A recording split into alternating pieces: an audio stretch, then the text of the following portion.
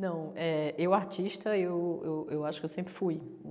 Eu sempre desenhei e pintei muito desde criança mesmo. Eu, pequenininha, já com 7 anos, eu fazia um corpo inteiro de obras, né, da minha maneira, e onde eu organizava uma exposição na sala de jantar da minha casa, né?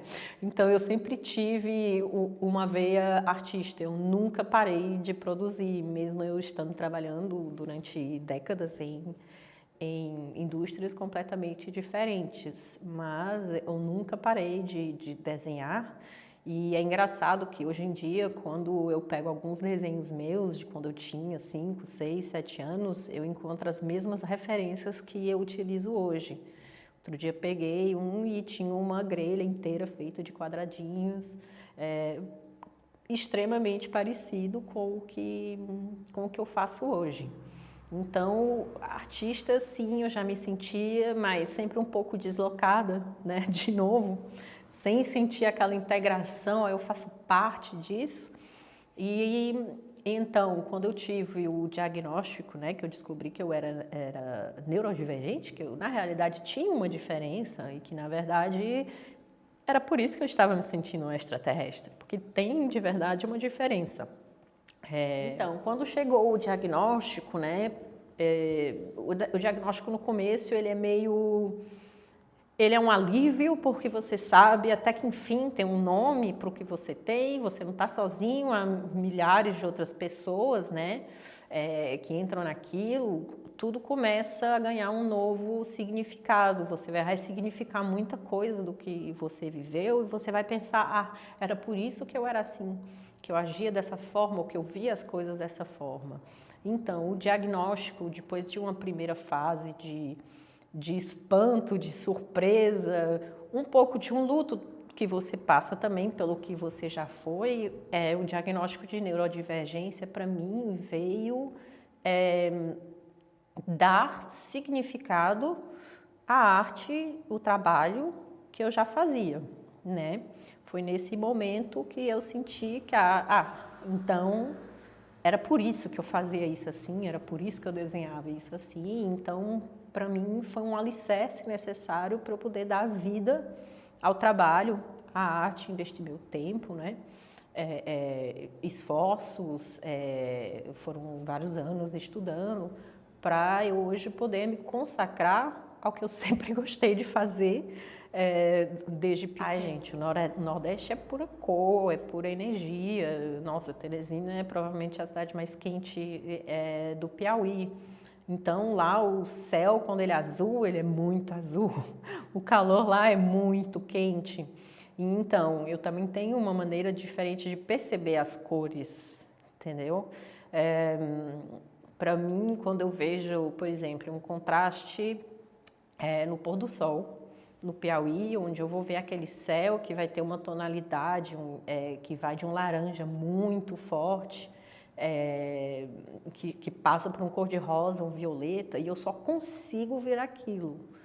Aquilo é a única coisa que eu consigo ver, é como se quando aparece alguma cor dessas, ou que ela se destaca no meio de uma multidão, algum tipo dessas cores que me chamam, é como se eu tivesse recebido ela na cara, é quase um tapa, né? Então é por isso que as cores que eu uso nas minhas obras, nos meus trabalhos, é para refletir isso, é para refletir a intensidade com a qual eu percebo as cores, as formas, as sombras, ou o que é. Algumas são até um pouco demais, cortantes, porque é exatamente assim que eu percebi, né? Que é uma coisa que pode causar em você, eu como neurodivergência, eu me emociono muito facilmente com alguma cor, ou com algum conjunto de cores.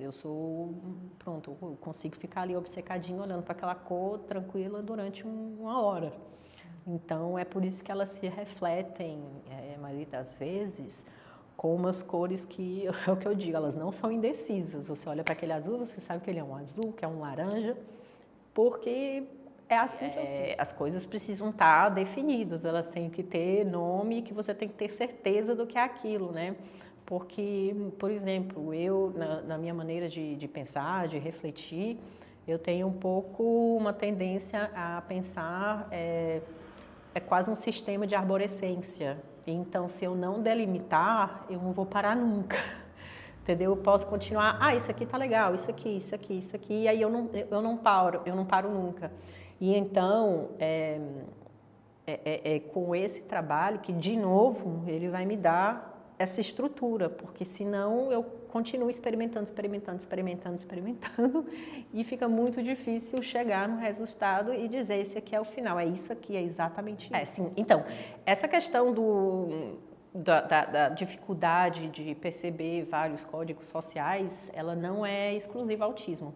Ela existe no TDAH também, tá? E ela existe no autismo também. E é uma coisa que não me vem naturalmente, mas eu aprendi. E aprendi principalmente quando morei na França. Por quê? Porque a linguagem na França, o comportamento na França, ele é muito mais codificado. Ele é quase protocolar. Então, é muito mais fácil você conseguir aprender a comunicar o que se diz e o que não se deve dizer num país onde existem regras muito claras sobre isso, né?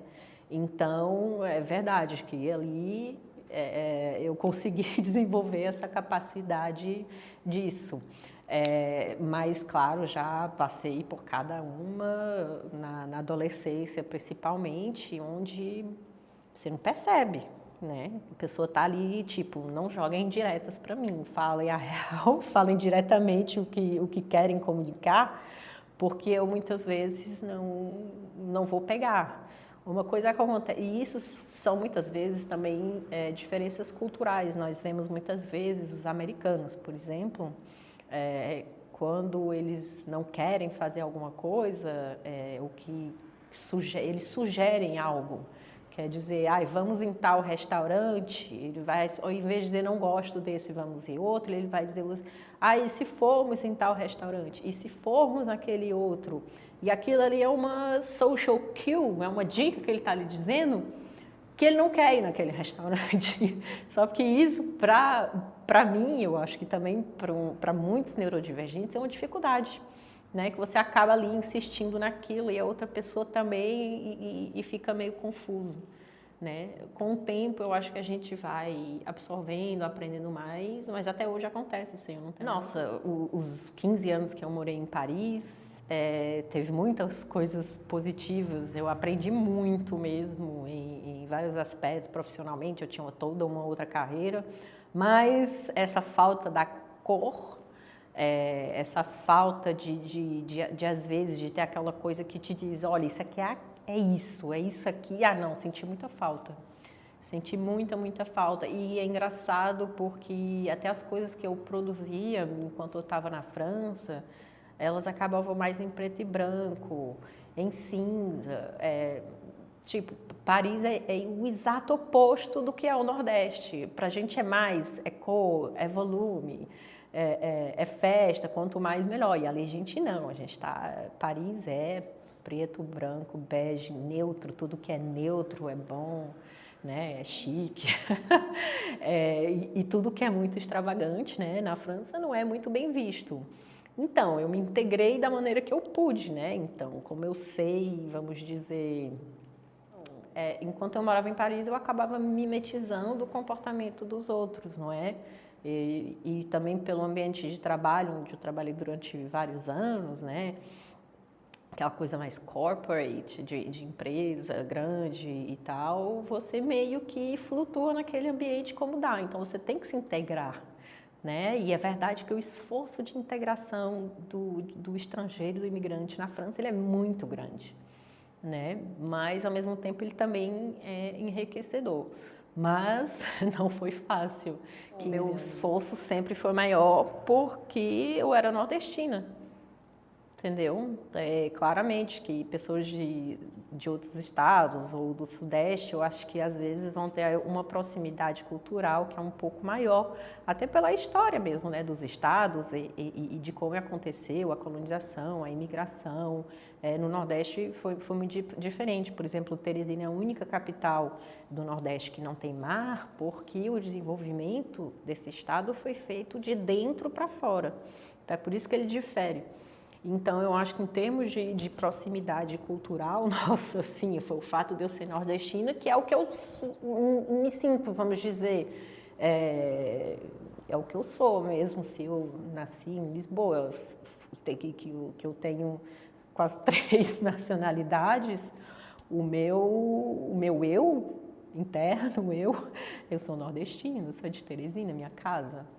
E, aliás, foi por isso também que todos esses 15 anos em Paris eu ia praticamente 2 vezes por ano para o Brasil, porque, gente, eu não aguentava. Eu precisava daquele azulão, daquela corzona, pronto, daquela estrutura onde você não precisa estar tão atentivo ao que está acontecendo, porque na França é tudo muito protocolar, então você tem que estar seguindo aquilo o tempo inteiro, é meio cansativo. Existe o esforço de integração, ele é bastante cansativo.